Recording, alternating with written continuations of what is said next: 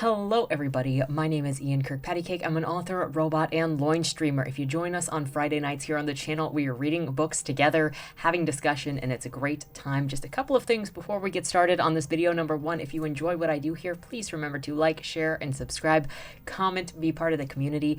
Number two, if you would like to be featured on this channel, check out the links down in the description below for Lamoy and fresh meat feature. And number three, if you would like to roast anything that I have written, all of my currently available books are available at any of your favorite bookstores. Please check them out, and please don't hurt me, but do analyze me, daddy. Roast me, daddy. So with that said, let's go ahead and get started. So today's video is going to be, I saw this article on LitHub, which previously, if you've seen my video criticizing their thing about female writers, I don't really like them. However, they had this article that was called LitHub Asks 5 Authors, 7 Questions, No Wrong Answers. So I figured, why not make that 8 authors and just take their questions for myself. And I'll put the questions down in the comments below so that if you want to answer them yourself, either in the comments or in a video yourself, I invite you to, because, well, they didn't invite me to the party, so I'm inviting myself to the party. At the beginning of this article, it lists the authors and then what book they're going to be talking about. So for this video, I'm going to be talking about Bodymore, just the series of it. I guess books 1 and 2, since book 3 doesn't exist yet. And I don't think that necessarily those books can exist in a vacuum of one or the other, since they tell kind of a whole story. So the first question is, without summarizing it in any way, what would you say your book is about? Bodymore is about trauma, especially intergenerational trauma. It's about grief. It's about abuse. It's about how these sorts of things can go together to warp the perceptions that somebody has, not only of themselves, but of their relationships, how they view the world, how grief and trauma can trap somebody in a bad situation and they don't know how to escape. They may not be able to help themselves, and how a patient, kind person may be able to make the difference in someone else's life as long as they've got the patience and ability to be around while that person works through their stuff. That person works through their grief to the point that they can actually deal with the consequences of what they've lived through. A lot of it has to do with trauma and the consequences of trauma. I've realized that I really, really love, well, in analyzing my own work, I've realized that I really like to not specifically write about trauma, but the after effects of trauma and the long term of trauma. So a lot of books that I read, really bad things happen to that character in those life-changing moments. Like if you go back to Threadbare by L.E. Ayer, she makes the trauma happen in the story, especially with murder and especially with rape at the end of that story. If you look at a lot of stories, they especially focus on the bad thing happening to the characters as either a climactic thing or an inciting incident thing.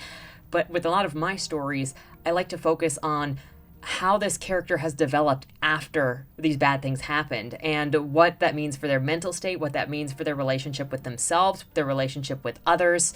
And Bodymore is very much about Joey living with the outcome of what has happened with her father. I'm not going to spoil that, because you got to go and read it to learn what happens with the father, or go watch some of my videos about it and I spoil it, but there's that. Number 2, without explaining why and without naming other authors or books, can you discuss the various influences on your book? I think the influences often with Bodymore have come from, one, it was from the city of Baltimore. It just felt right for this work. And there is a YouTuber named Dan Bell who likes to go to abandoned places, and one of the places I think that he is from is actually Baltimore. So I've seen a number of his videos from Baltimore, and the place just spoke to me as the location that this book needed to take place. That, when I got the location for this book, that's like a secondary character, and it just sort of exploded everything, along with, I don't know if you've ever heard of the Mackey Manor. Is like the most extreme haunt, and it's really just you pay in dog food to be tortured. But they had a haze, basically, for their thing that was called Catus Silvus. And that heavily inspired the forest that ended up being me picking Leakin Park inside of Baltimore, because it was so perfect. Another inspiration for Bodymore was this idea of mythology and modern day mysticism that is just sort of parallel with the real world and how we see things.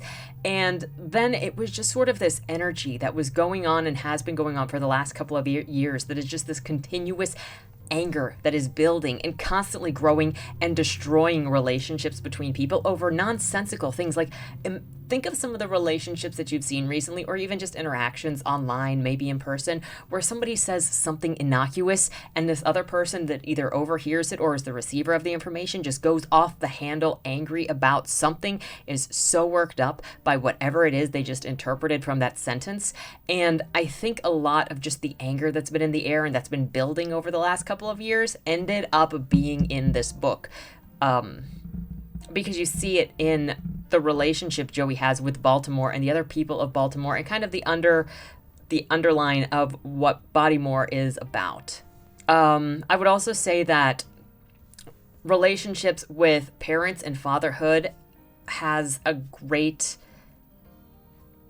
big influence on this. I write a lot about how the family structure or how family relationships heavily influence how the main characters or how people see themselves, how they see the world, how they relate to others. And so Joey with her mother walking out when she was 4, and then what happened with her father when she was 8, and then her relationship going forward from that time when she was 8, all heavily influence how she sees herself, how she relates to others, whether she can escape her house or not, and everything that has to do with the story. So that's also a very big influence, and it may or may not have anything to do with my lack of relationship with my father and the understanding that I have that fathers play a very large role in the esteem and understanding a person has with the world. I do this a lot. It's not just in Bodymore. If you look at, this is going into a separate book that this is not about, but in Cain and Abel, that's entirely about really the relationship that that character has with his father. And if you look at it in the real life inspiration for that book, there was some dysfunction between the relationship of the inspiration for that book and his father, even though it's not really in the same as with Joey. And constantly you'll see in my work this influence of parents and the family structure and what that means to the confidence or ability of a character to succeed or a character to feel in themselves. And it doesn't have to be biological father that makes the difference, but having that family structure and those people that believe in you does make a difference. So you'll see that. I think that had something to do with what influenced this specifically, but that's just because it influenced and informed Joey's character. Question 3, without using complete sentences, can you describe what was going on in your life as you wrote this book? It's been so long since I wrote Bodymore 1, it feels like, because I have written like 2-3 other books since that. Well, I tried to write Ghost Walks, and I got like 40,000 words in that before I went back to Cain and Abel, and now I've been in Cain and Abel for about 70,000 words. So it's been a while since I was working on Bodymore, which published, last year in 2021? So I think it was, okay, so single words. It was rage, loneliness, abandon, hopelessness, isolation. What was going on in my life? Oh, I was not raging. I was observing rage. Desperation. Yeah. I think that's it. Question 4. What are some words you despise that have been used to describe your writing by readers or reviewers? That I despise.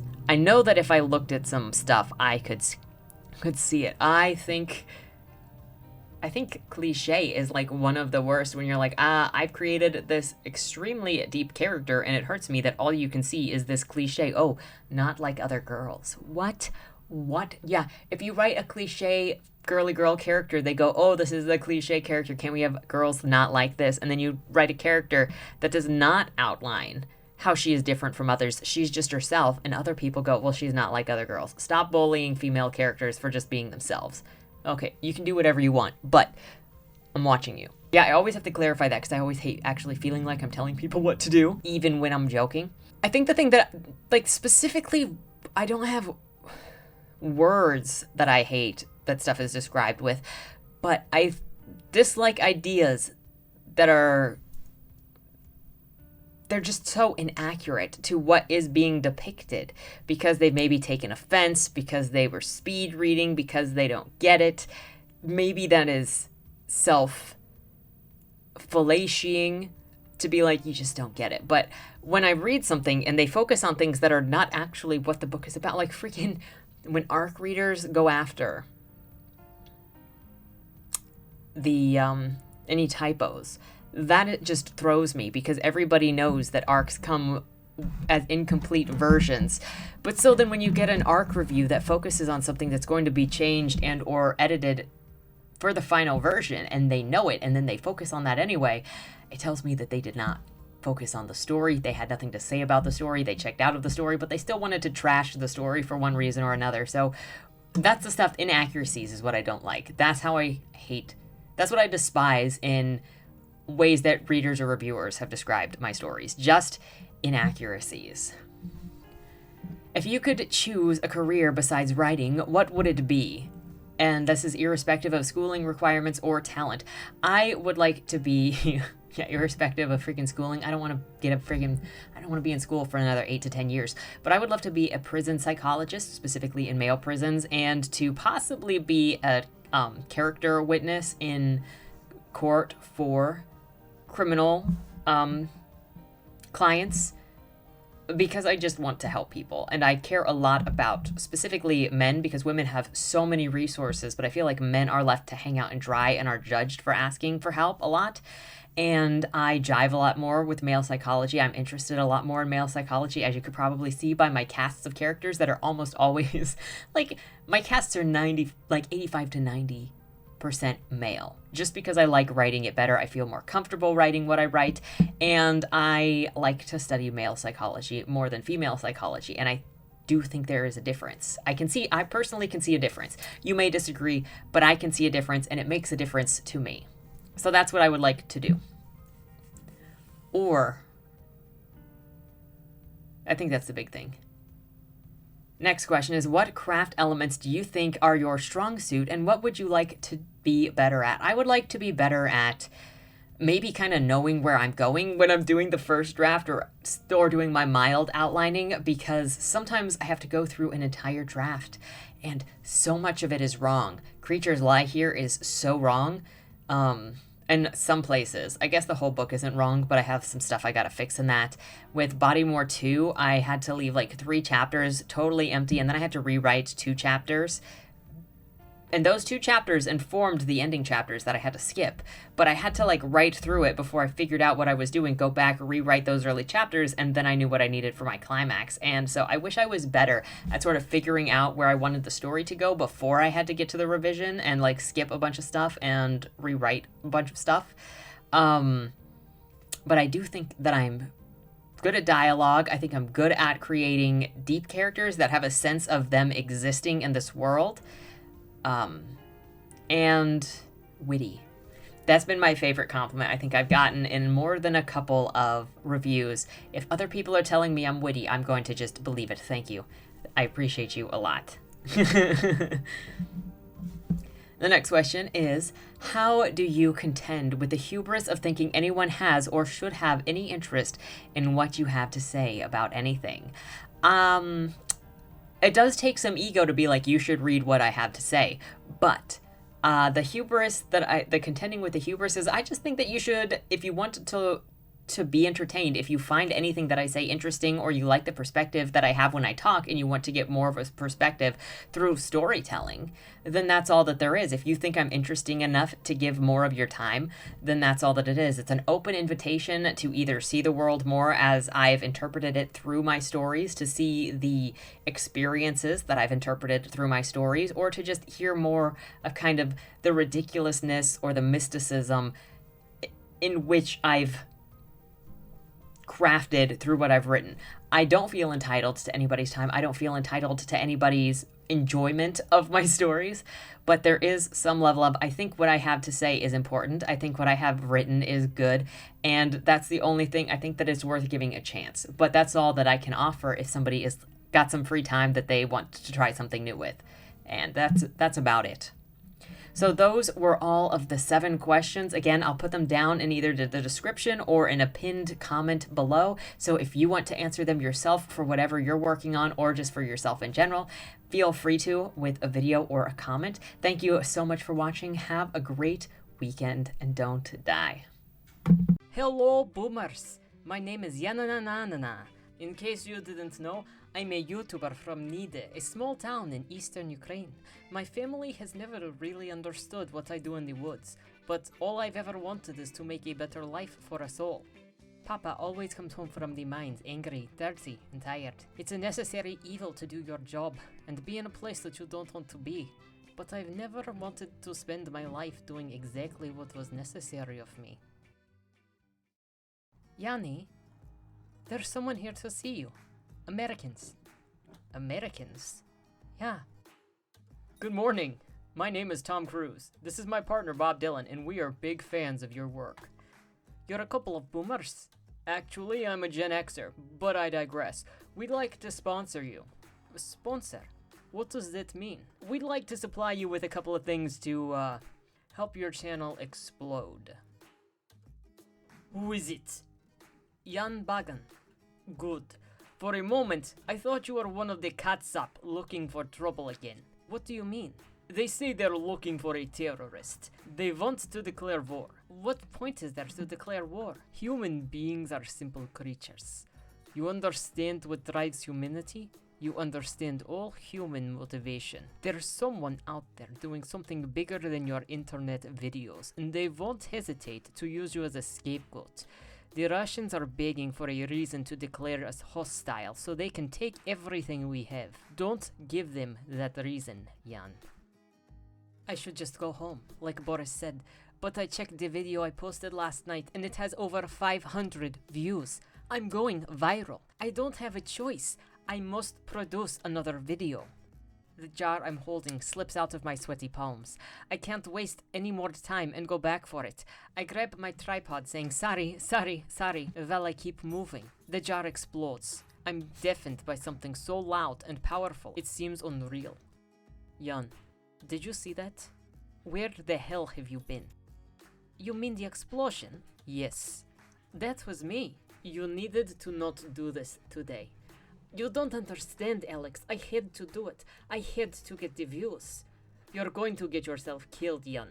No. They're looking for a terrorist. And how do you look different than a terrorist? I'm not trying to hurt people. Ignorance of war will not stop bullet from straying into your head.